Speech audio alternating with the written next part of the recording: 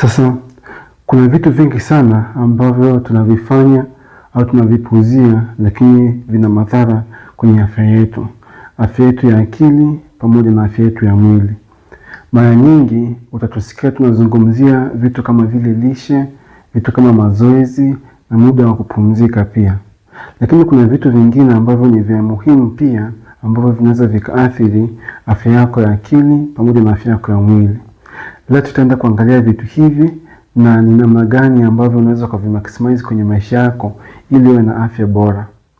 Karibuni. Naitwa Dr. Faraja na channel hii hapa tunazungumzia maswali mbalimbali ya kiafya pamoja na tiba ili kuhakikisha kwamba una maisha bora. Kumbuka, afya njema ndiyo mtaji bora wa maisha. Karibuni tuanze. Habari. Kwenye video hii nitaenda kugusia baadhi ya vitu ambavyo vinatusaidia kikubwa sana kuhakikisha kwamba afya yetu iko bora. Jambo la kwanza ni kuhakikisha kwamba unajizungusha na marafiki au watu wanaokusaidia. Kwa hawa wanaweza kuwa ni marafiki, au wanaweza kuwa ni familia, au hata wanaweza kuwa ni watu ambao unafanya nao kazi. Cha muhimu ni kwamba unatakiwa uconnect na watu wengine. Tafuta mahusiano na watu ambao yanaweza kukusaidia kwa kiwango kikubwa sana, hata kupunguza vitu kama stress ambavyo vinaathiri afya yako ya mwili pamoja na afya yako ya akili. Sambamba na kuconnect na watu, jambo la pili ambalo pia ni bora ambalo linaweza likaimprove afya yako ni kuhakikisha kwamba unajitoa.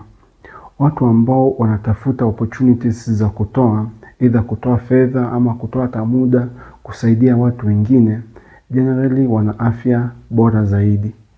Kwa sababu tabia hizi zinasababisha ubongo wetu uwe much more free na inapunguza ile level of stress ambayo tunayo. Kwa kama huna pesa, angalia namna ambavyo unaweza kutoa muda wako. Cha muhimu ni kwamba usifanye maisha, usijizungushe na maisha yako kama vile maisha yanakuangalia wewe tu. Kumbuka kwamba kuna watu wengine pia kwenye maisha ambao wanapitia changamoto kama zako, na wanaweza kuwa wanapitia pia changamoto kubwa zaidi yako wewe. Lakini unavyojitoa wewe, unavyotoa muda wako, unavyotoa pesa yako, unavyotoa vitu mbalimbali kuwasaidia watu wengine, Mungu ni mkarimu na anaweza akakufungulia milango na wewe pia ukapata unafuu kwenye maisha yako. Kwa usisahau connect na watu wengine, lakini pia usisahau pia kujitoa kwa watu wengine. Jambo jingine ambalo unaweza pia kufanya, ambao unatakiwa ufanye, ni kuwa na mtu ambaye una shukrani. Watu ambao wana shukrani pia ni watu ambao wana afya nzuri sana. Afya nzuri sana ya mwili pamoja na afya ya akili.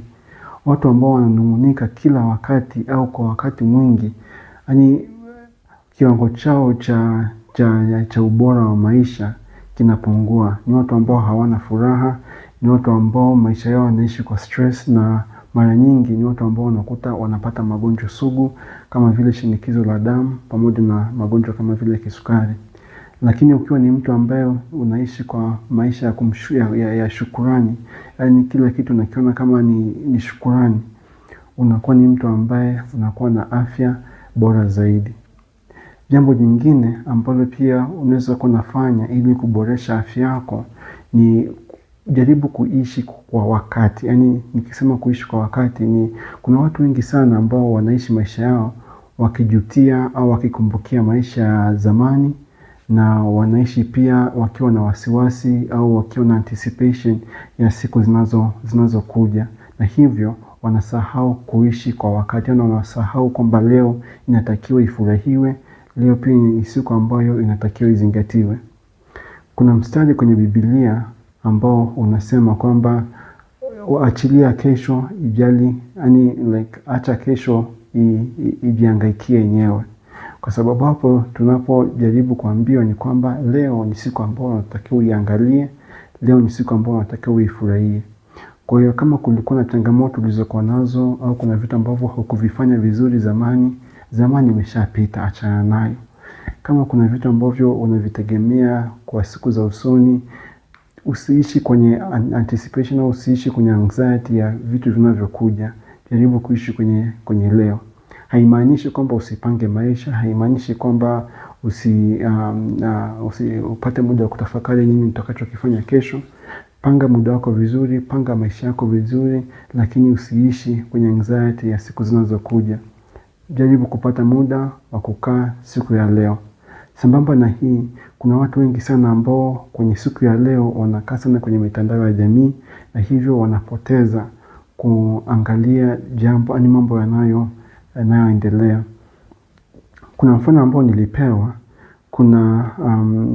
unakuta kuna museum ambao watu walikuwa wanaenda, ni chumba cha maonyesho ambayo watu walikuwa wanaenda kuangalia.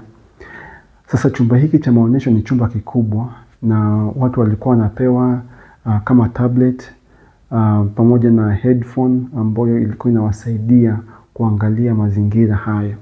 Changamoto ni kwamba watu wengi walikuwa wanachukua muda mwingi sana kuangalia tablet hiyo badala ya kufurahia eneo waliopo. Na hii ni sawa na watu wengi sana sasa hivi. Tunatumia muda mwingi sana kuangalia simu zetu badala ya kuangalia, ya kufurahia au ya kuzingatia mambo tunayofanya hiyo siku. Mitandao ya kijamii unaweza ukaitumia vizuri kwa kupata information sahihi, kwa kupata products ambazo unazihitaji, lakini kama una mindless scrolling, yani wewe unaingia tu kwenye mitandao ya kijamii kwa kuangalia vitu ovyo ovyo, utapoteza muda wako na utapoteza siku yako. Kwa hiyo kumbuka, practice mindfulness, uwe na uhakika kwamba siku ya leo unaijali. Jambo jingine ambalo pia unaweza kufanya kuboresha afya yako ya akili pamoja na mwili ni kupata muda wa kutafakari na kupata muda wa kukaa kwa utulivu.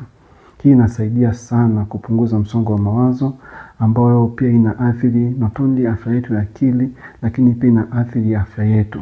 Kwa sababu watu ambao unakuta wana msongo wa mawazo ndio watu ambao unakuta wanapata changamoto nyingi sana za vitu kama pressure, sukari, saratani na vitu kama hivyo. Kwa hakikisha unapata muda just wa kutulia, wa kutafakari, ita kama ni utafakari maandiko matakatifu au una meditate tu. Hakikisha kwamba unapata muda huo ili afya yako pia izidi kuimarika pia. Jambo la mwisho pia ambalo unaweza kulifanya ambayo itasaidia kuimprove afya yako ya akili pamoja na afya kiujumla ni angalau jaribu kuwa unajifunza vitu vipya. Kila mwaka au mara moja jaribu kuongeza skill ya tofauti. Sasa hii skill inaweza kuwa ni vitu kama kujifunza lugha, labda kujifunza chombo cha muziki kwa mfano, au inaweza kuwa ni kujifunza tu labda unasema kama nataka kuboresha namna ninavyowasiliana na watu, au vitu kama hivyo. Kwa jaribu kutafuta kitu kipi ambacho unachojifunza. Au inaweza kuwa ni mapishi. Labda unaweza kusema kwamba nataka nijifunze namna ya kupika pilau vizuri, au nataka nijifunze namna ya kuroast nyama vizuri. Kwa hiyo namna unavyozidi kujifunza vitu vipya, unaipa ubongo wako changamoto ya kuzidi kutanuka na kukua, na hii pia inasaidia kupunguza stress na kuhakikisha kwamba ubongo wako unajihami, yani una uwezo wa kukabiliana na changamoto zinazojitokeza kila siku.